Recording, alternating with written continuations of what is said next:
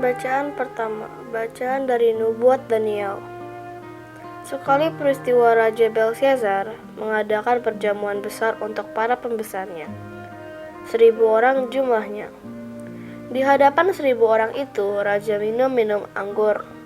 Dalam kemabukan anggur, Belshazzar menitahkan orang mengambil perkakas emas dan perak yang telah dibawa oleh Nebukadnezar, ayahnya, dari dalam bait suci di Yerusalem.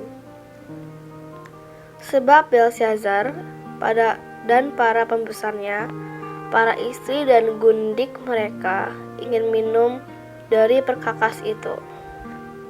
Maka dibawalah perkakas emas dan perak yang dirampas dari bait suci rumah Allah di Yerusalem. Lalu raja dan para pembesarnya, para istri dan gundik mereka minum dari perkakas itu. Mereka minum anggur dan memuji-muji dewa yang dari emas dan perak, tembaga, besi, kayu, dan batu. Pada waktu itu juga tampaklah jari-jari tangan manusia menulis pada kapur dinding istana raja di depan kaki Dian. Raja sendiri melihat punggung tangan yang sedang menulis itu. Maka raja menjadi pucat dan pikirannya menggelisahkan dia. Sendi-sendi pangkal pahanya menjadi lemas dan lututnya beratukan. Lalu dibawalah Daniel menghadap raja. Bertanyalah raja kepada Daniel, "Engkau Daniel, salah seorang buangan yang diangkut ayahku dari tanah Yehuda. Telah kudengar bahwa engkau penuh dengan roh dan para dewa, dan memiliki kecerahan akal budi dan hikmat yang luar biasa. Aku pun telah mendengar bahwa engkau dapat memberikan makna dan dapat menguraikan kekusutan. Oleh sebab itu, jika engkau dapat membaca tulisan itu dan dapat memberitahukan maknanya kepadaku, maka kepadamu akan dikenakan pakaian dari kain ungu, dan pada lehermu akan dikalungkan rantai emas. Dan dalam kerajaan ini engkau akan mempunyai kekuasaan sebagai orang ketiga." Kemudian Daniel menjawab raja, "Tak usah tuanku memberikan hadiah. Berikanlah kepada orang lain saja. Namun demikian, aku akan membaca tulisan itu bagi tuanku dan memberitahu maknanya. Tuanku telah menyombongkan diri terhadap yang berkuasa di surga. Perkakas dari baitnya dibawa orang kepada tuanku. Lalu tuanku dan para pembesarnya, para istri dan para gundik. Tuanku telah minum anggur dari perkakas itu. Tuanku telah memuji-muji dewa dan dari perak dan emas, dari tembaga, besi, kayu, dan batu, yang tidak dapat melihat atau mendengar ataupun mengetahui. Tuanku tidak memuliakan Allah yang menggenggam nafas tuanku dan menentukan segala jalan tuanku. Sebab itu ia memerintahkan punggung tangan itu dan tuliskanlah tulisan ini.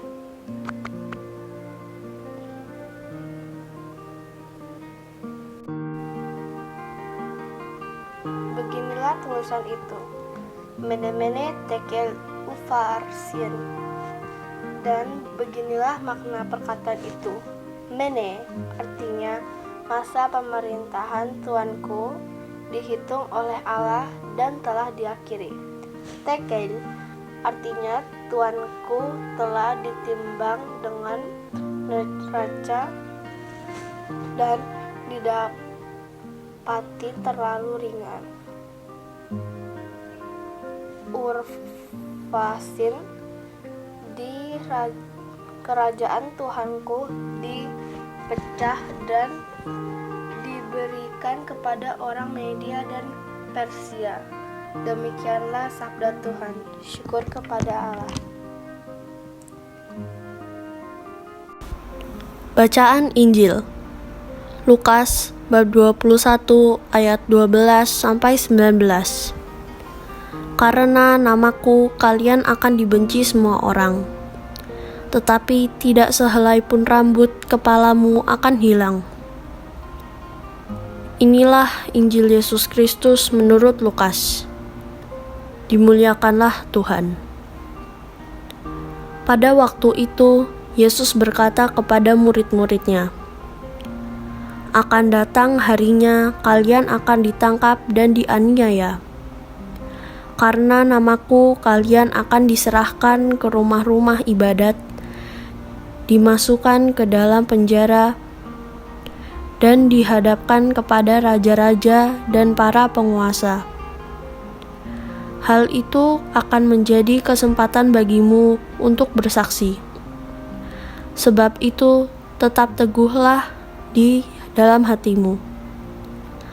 Jangan kalian memikirkan lebih dahulu pembelaanmu.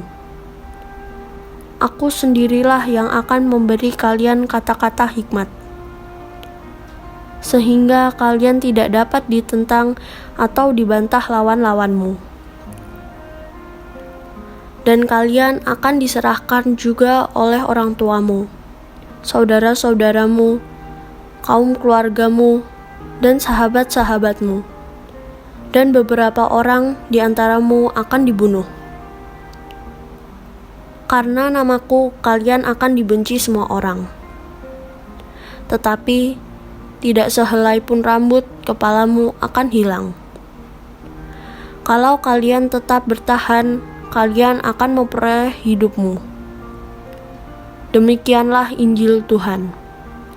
Terpujilah Kristus. Renungan. Dalam pandangan umum, bahwa menjadi seorang raja atau penguasa pastilah menyenangkan, karena ia memiliki segalanya dan melakukan apa saja yang dia mau. Gambaran seorang raja seperti ini tampak dalam diri Raja Belsyazar, pengganti Nebukadnezar. Pada suatu hari, Belsyazar mengadakan perjamuan besar untuk para pembesar kerajaan. Jumlah yang hadir dalam perjamuan itu sebanyak 1.000 orang. Tanpa disadarinya, Belsyazar terlalu banyak minum anggur sehingga ia mabuk. Dalam kondisi mabuk, seseorang bisa melakukan tindakan apapun di luar kesadarannya. Bertingkah di luar kesadaran pastilah membahayakan diri sendiri maupun orang lain. Raja Belsyazar rupanya tidak belajar dari sejarah. Ia lupa bahwa ayahnya pernah dihukum Allah. Belsyazar mengulanginya dengan melakukan kesalahan yang sama. Kekuasaan membuatnya tidak takut pada siapapun, bahkan pada Allah Israel yang ia kenal melalui riwayat hidup ayahnya. Dalam bacaan Injil hari ini, Yesus meneguhkan para muridnya supaya tetap teguh dan bertahan kendati mengalami kesulitan, bahkan ketika nyawa mereka menjadi taruhan. Mereka harus teguh dalam iman dan menyerahkan hidup kepada Allah. Sebab menjadi pengikut Yesus memiliki konsekuensi-konsekuensi yang tidak mudah dalam hidup bermasyarakat. Kadangkala kita dihadapkan pada situasi di mana kita harus mengalami perlakuan tidak adil karena keyakinan dan iman yang kita miliki.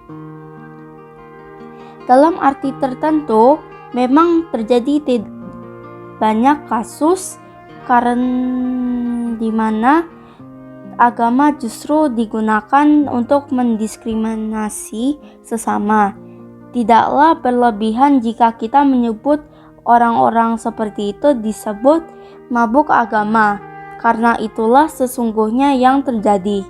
Dalam kemabukan itu, banyak orang yang sewenang-wenang menghina sesamanya dan selalu menganggap dirinya paling benar sehingga selalu menyalahkan orang lain. Karena itu, marilah kita senantiasa mawas diri dan berdoa agar selalu berjalan dalam terang Allah. Marilah kita berdoa, ya Allah, berilah kami kekuatan untuk tabah menghadapi setiap tantangan hidup dan menghadirkan damai kepada semua orang. Amin.